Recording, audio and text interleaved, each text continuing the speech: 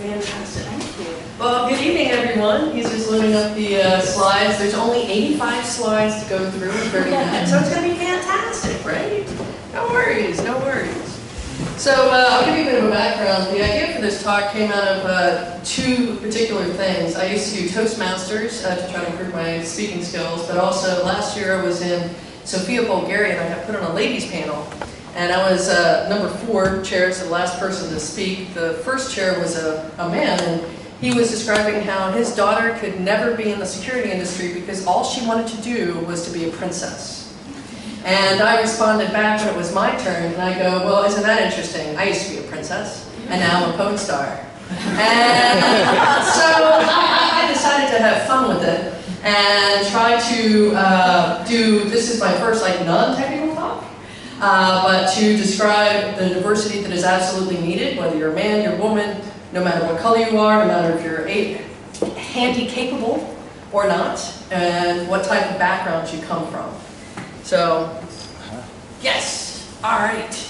So I've got a pretty slide. All right, so thank you so much. I'm just going to sit right there. I'll pretend that it'll actually work. So to give you a bit of background, I do a lot of stuff in cyber warfare, but I also do blue teaming, but also a lot of red teaming. So I like to say that I use technology to kill people, or advise how not to use technology to kill people. Right? So I had a very odd beginning where when I was 10, I unfortunately got busted hacking into the Department of Justice and could not use a computer again until I was 18 years old. And that was a bit problematic because I love computers. Now, one of the reasons why is half of my family comes from this tiny little island, which was made famous by Donald Trump giving us aid by throwing us a couple of rolls of paper towels recently. That's not a particularly nice story. My mom she was a single mom, and she came to the mainland United States and had me, and she was very much into mathematics, but unfortunately because of, we'll say, the culture of Puerto Rico, women are highly discouraged of doing anything with science, technology, engineering, or mathematics completely. And this was a bit difficult because she really wanted to do this, she really wanted to go to university. So she ended up working for a company that doesn't exist anymore, it's called Digital Corporation. And now it's part of Hewlett-Packard. And she started becoming a robotics programmer on industrial lines, manufacturing cars at places like Ford and General Motors and so forth. So she broke that mold from certain family beliefs and helped enable me to do that. And she was very much a role model. And I was also very pleased with the fact that I had a great-grandfather and great-uncle who were in the intelligence community. And they mentored me quite a bit, teaching me all sorts of things. Like, before I started school, my great-grandfather goes, all right, I'm going to teach you a Caesar cipher, and that way, your notes passing back and forth, the teacher will never be able to decipher them, right? So you'll be able to meet people and have fun. And so it was a great way to be mentored, both from my mother and from my great-grandfather and great-uncle. So, unfortunately, there were some members of my family that is not a picture of me. I don't look that much different. There were some members of my family that still do not believe that women should be in STEM whatsoever. And just before I got busted hacking with computers, some of my family decided they were going to make me into a beauty queen. And I was like, no, I like football, I like wrestling, I like karate. And they're like, no, we got to groom you for a rich husband. I'm like, no. So, unfortunately, they put a lot of makeup on me, and high heels for tots. I don't know, I don't know, I seriously don't understand that one. And a swimsuit. So, one of the good things that came out of this was after having to parade around from a very early age until the time I was a teen, in a swimsuit, getting judged by all sorts of people, I lost my fear of public speaking. Because I've already faced some weird things dealing with it. But this was probably my least favorite portion of my particular life. But it does show you that you can start from various places and you can become whatever you want to be. So when I was able to use a computer again, the U.S. Air Force recruited me, and they gave me this thing called a moral waiver to be able to join the Air Force because of my juvenile record. Whoops. And because I only missed one question out of this military entrance exam called the ASVAB, I could pick any job I wanted, and they had just allowed women in aviation enlisted to be able to join up. So I ended up being the third woman in that particular field. And I was on this really big plane. And what I did was I was the flying calculator, so to speak, as well as physical security on the ground and a ground commander. So a load master has to position all of this different cargo into different places. If it's hazardous and you're having a problem, you got to push it off, right, and get rid of it. So you don't land and blow up, so that's always a bad thing. We don't want to do that. And this plane is the largest plane in the U.S. Air Force's inventory. From ground to the top of the tail, it's 6 stories high. It's as big as a football pitch inside, and it can weigh 998,000 pounds during wartime for takeoff. That's a really big plane. You can also load planes on the plane, which is kind of cool, right? So after I was entered in the line of duty, because this was a combat position, Space Force, oh my God, I almost said it, Space Command was like, hey, how you doing? And I'm like, well, hey, why not? So I ended up going to the super secret squirrel location, which Edward Snowden revealed. But, and I worked in a SOC, but it was a different type of SOC. It was a Space Operations Center. And what we were responsible for was, what can I say in Wikipedia? So visibility of the world to basically make sure that nobody, a rogue nation, tested out a nuclear weapon, for example. And so we could see certain things, and that's all I can say about it. But they left me with this very interesting project, and it's my favorite project ever from the US government, a name-wise. It's called HEMP. Does anybody know what it might stand for? Because we're dealing with space, right? Hardening against electromagnetic pulse, right?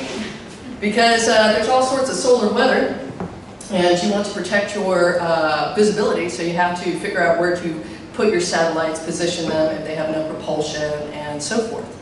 So I did that for a while. And that was kind of fun.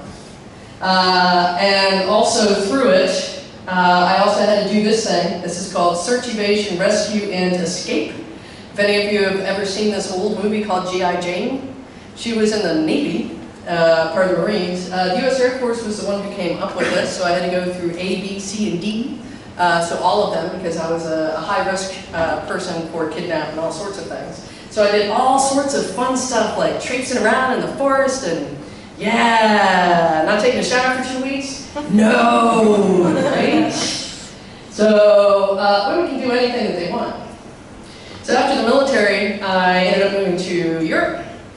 And I started getting into cyber warfare because I had already had a background with cyber warfare, dealing with Space Command and dealing with nation-state attacks and so forth.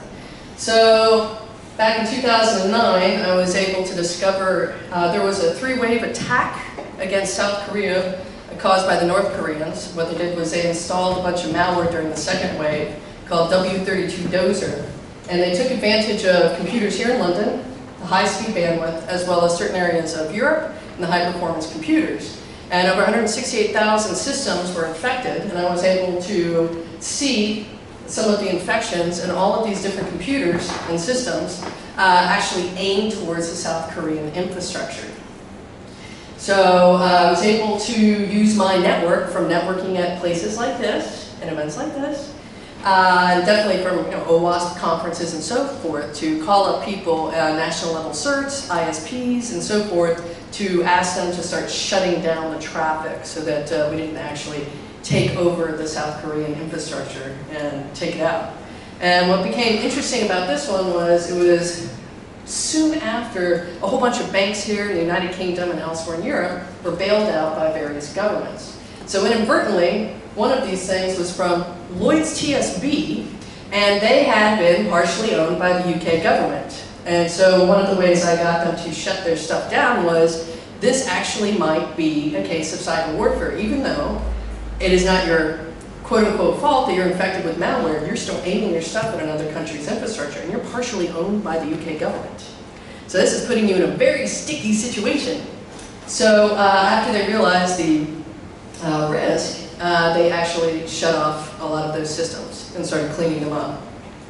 I used to do a lot of work back and forth because I was one of their security experts working for another company, but advising both Lloyd's TSB, the market trading division, and all of Danone's infrastructure, the big dairy manufacturer based out of Paris, and also dealing with their industrial control systems and the robotics factories and so forth.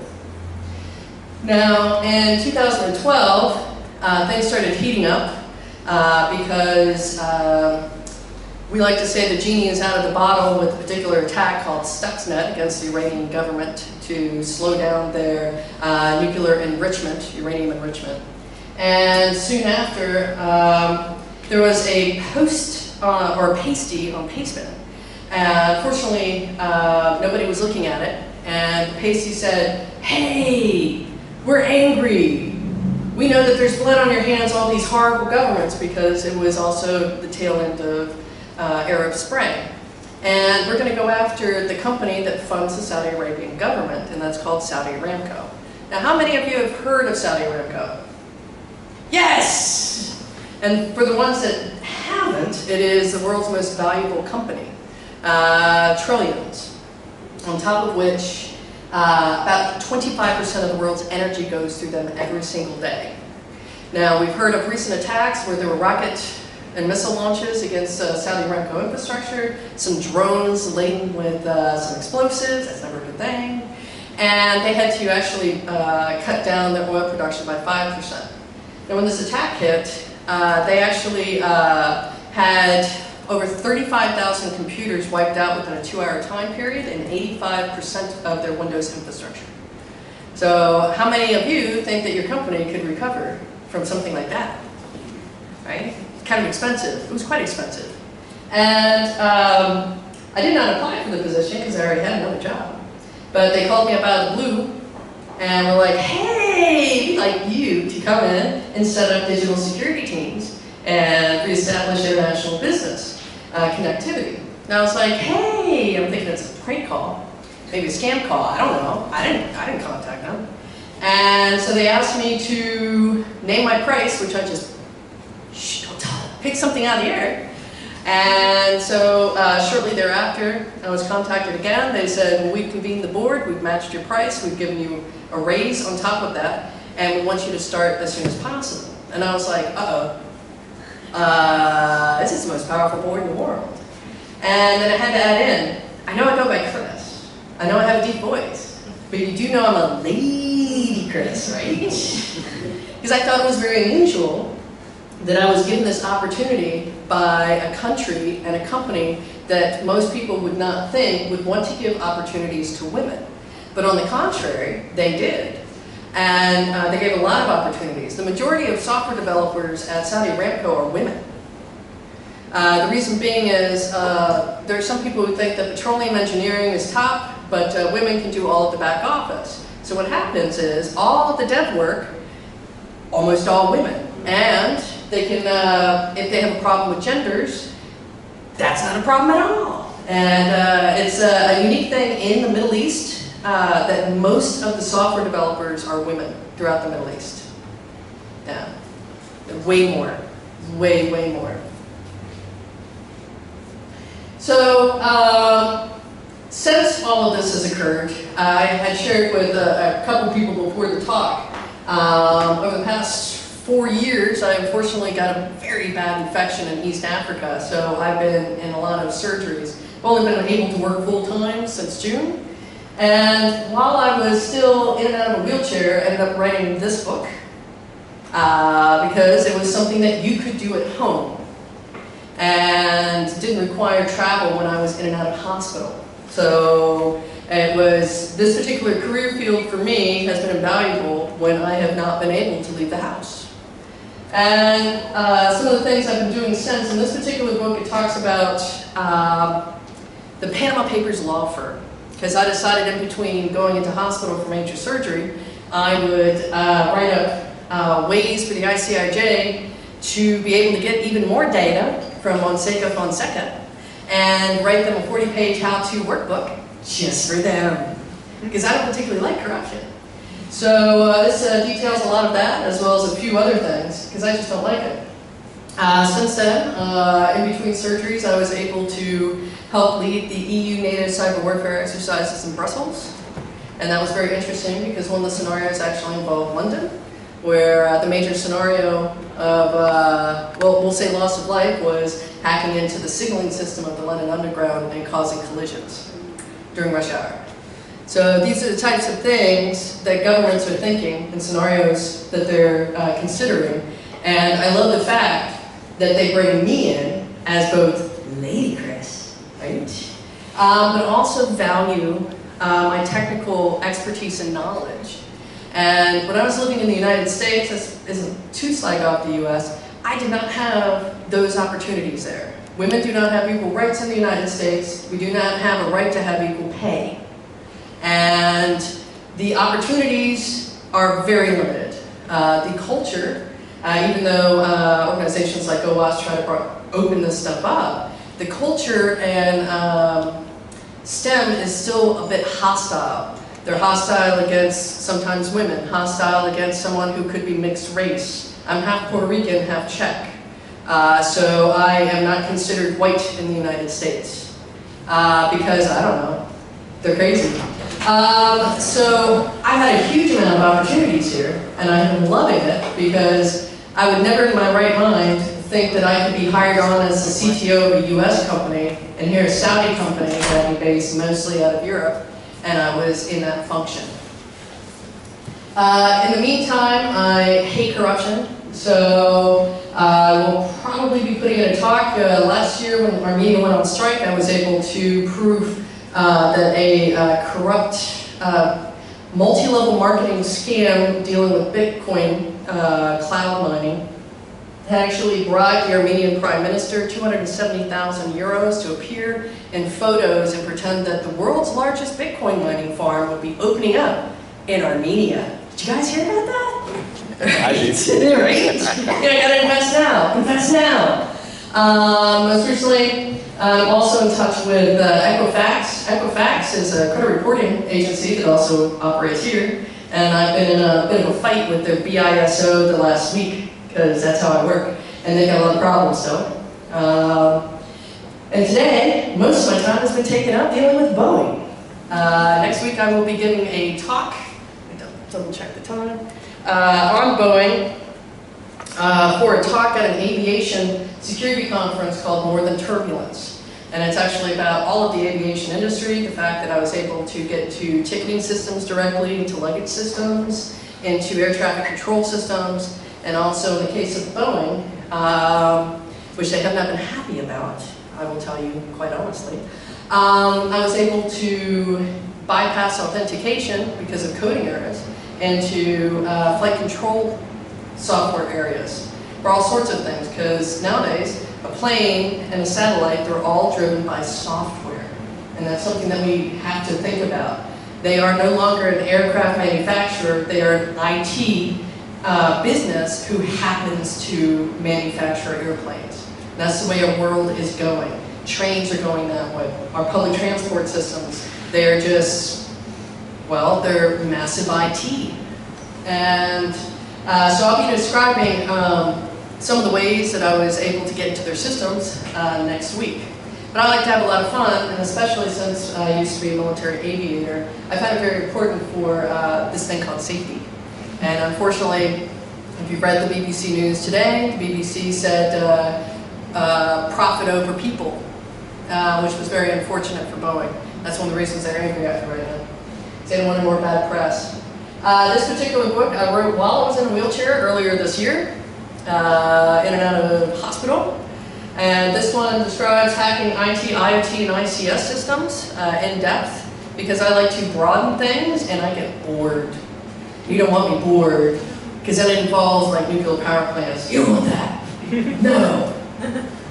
So I wanted to leave a little bit of time for questions, if anybody had questions. And yeah, feel free to ask away for about a little bit over 9 minutes. I didn't want to kill anybody with slides either. So.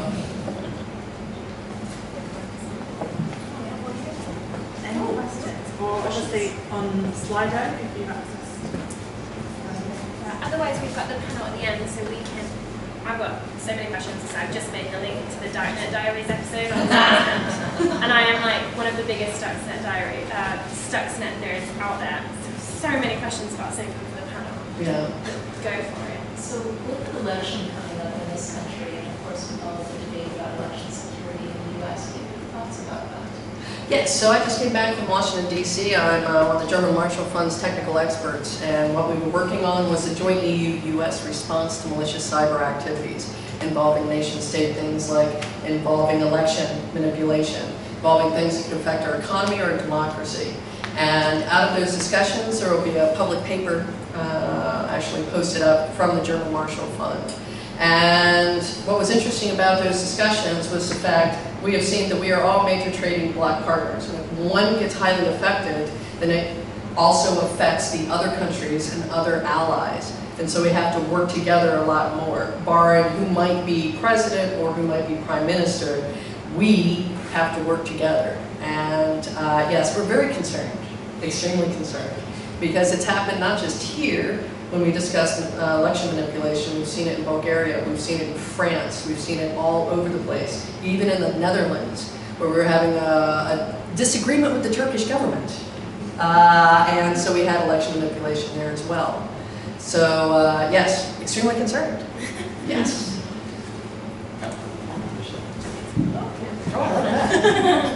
With all the testing you've done with like some of the other ICS systems and stuff, how do you manage the authorization to test those systems within the companies if it's something that hasn't been authorized by them?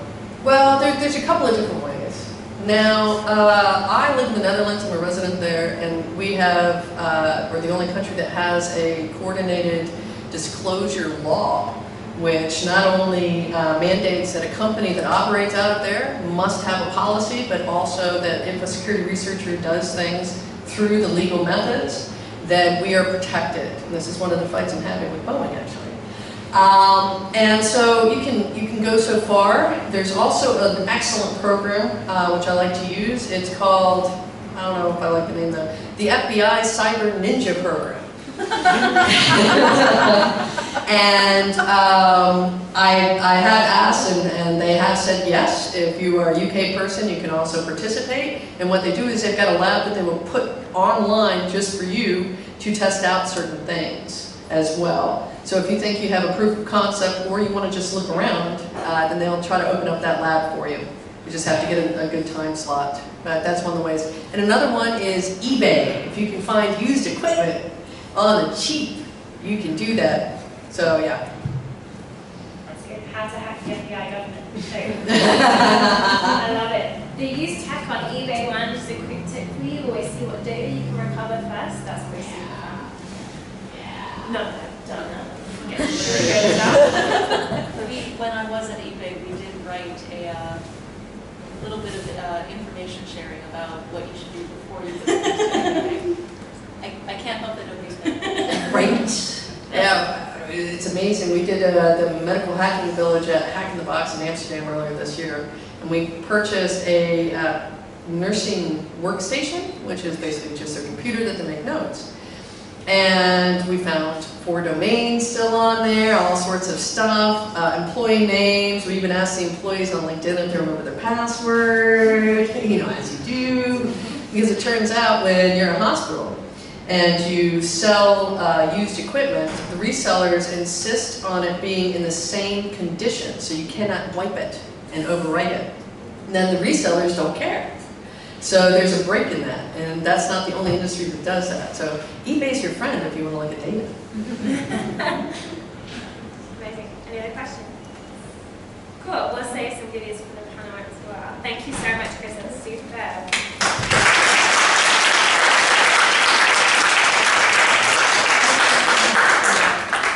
Cool. So, this is my last one. I like it. Highly. So the next one we've got is Nick, and then I promise we will feed you.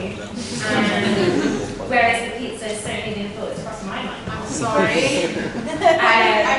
I've been phoning. You said 5 minutes, 15 minutes ago. Usually it doesn't arrive until later anyway.